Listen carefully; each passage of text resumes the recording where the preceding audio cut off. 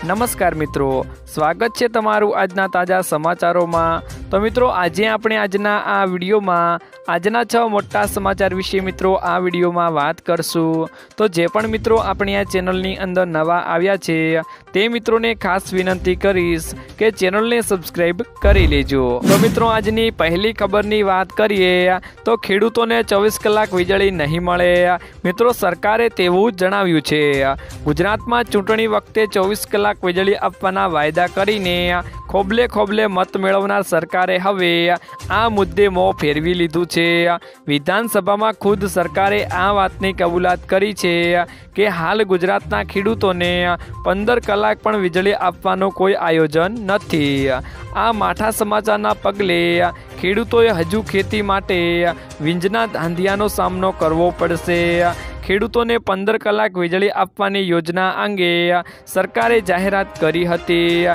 જોકે આ યોજનાને લઈ વિધાનસભામાં પૂછાયેલા સવાલના જવાબમાં સરકારે આ યોજના અંગે હાથ ઊંચા કરી દીધા છે। સરકારે જવાબમાં કહ્યું હતું કે ખેડૂતો માટે હાલ આવી કોઈ યોજના લાવવાની તૈયારી નથી મિત્રો। ત્યારબાદના મિત્રો મહત્વના સમાચારની વાત કરીએ તો ભારત ચોખા મળશે 29 રૂપિયે। મિત્રો કેન્દ્ર સરકાર દ્વારા સબસિડીવાળા એટલે કે ભારત ચોખાનું વેચાણ શરૂ થયું છે। આ ચોખા રૂપિયા 29ના પ્રતિ કિલોના ભાવે વેચાશે મિત્રો। ચોખા 5 અને 10 કિલોના પેકિંગમાં ઉપલબ્ધ થશે। પ્રથમ તબક્કામાં ચોખા national agriculture cooperative marketing federation of India એટલે કે નાફેડ સરકારી મંડળીઓ અને કેન્દ્રીય સ્ટોરના વેચાણમાં કેન્દ્રો પર ઉપલબ્ધ થશે। ભારત ચોખા ઈ-કોમર્સ સાઇટ પરથી પણ મિત્રો તમે ખરીદી શકશો। ત્યારબાદના મિત્રો મહત્વના સમાચારની વાત કરીએ તો મિત્રો ખેડૂત ભાઈઓને હવે તક મળી। ખેડૂતો માટે મિત્રો મોટા સમાચાર સામે આવ્યા છે। બધા ખેડૂતોને મિત્રો હવે તક મળી છે કેમ કે મિત્રો ગુજરાતમાં ચૂંટણી એટલે કે ચૂંટણીની તારીખો જાહેર થઈ ગઈ છે।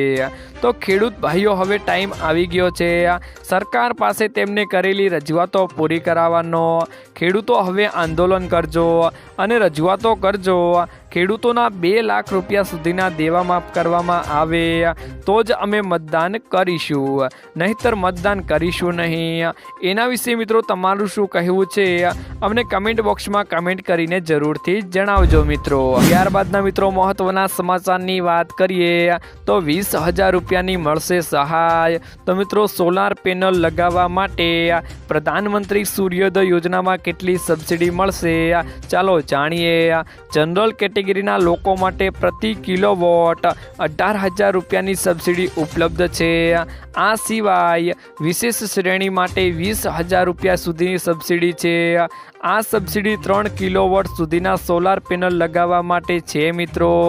જો તમે 3 કિલોવોટથી વધુ સોલર પેનલ લગાવો છો તો તમને પ્રતિ કિલોવોટ 9,000 રૂપિયાની સબસિડી મળે છે મિત્રો।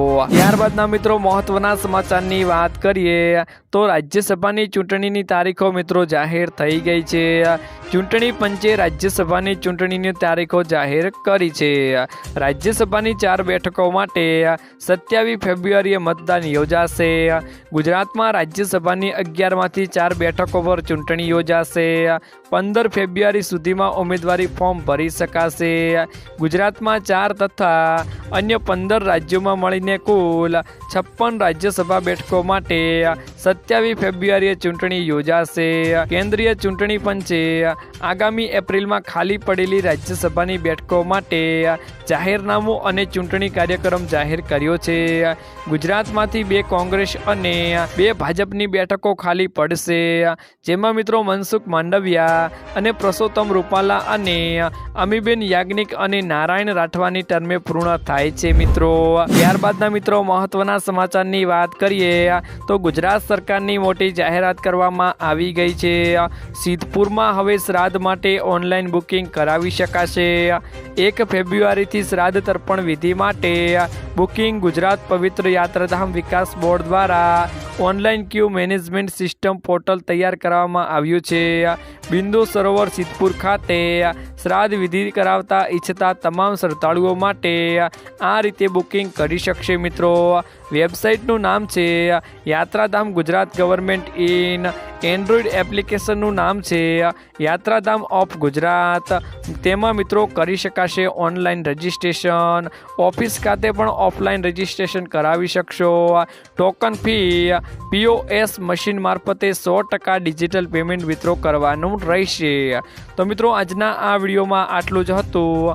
મળીશું એક નવા વિડીયોની સાથે। ત્યાં સુધી મિત્રો વિડીયોને એક લાઈક કરી ચેનલને જરૂરથી સબસ્ક્રાઈબ કરી લેજો।